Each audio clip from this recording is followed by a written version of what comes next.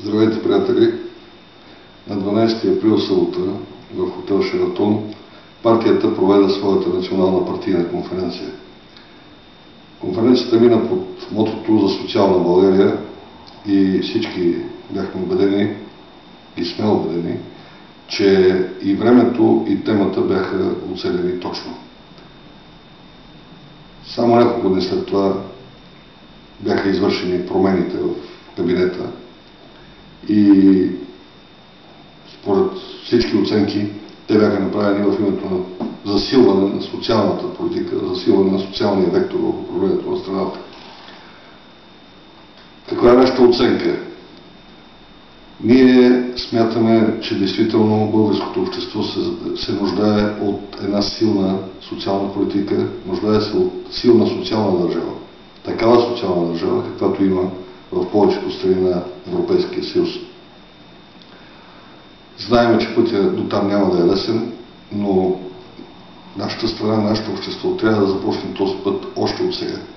И не бива да го разбира само като подаяние към най-бедните, а като комплекс от мерки, именно като изграждане на една социална България. Това е бъдещето. И за това бъдеще българските социал-демократи ще се борят.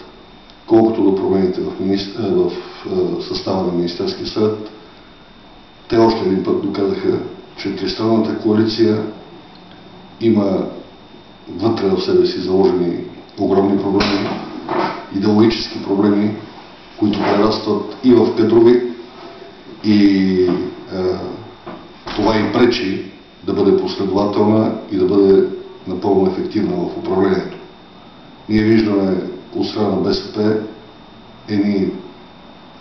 смена на 3 министри или появата на 3 нови министри, които по обща оценка удовлетворяват критериите на обществото, и в същото време виждаме 2 министри от страна на НДСВ и на ДПС, които най-малкото са непознати, и тяхната поява в съответните министерства създава усещане за нестабилност, създава усещане за абдикиране от проблемите на властта. Дали това правителство ще изкара мандата си или не, предстои да видим.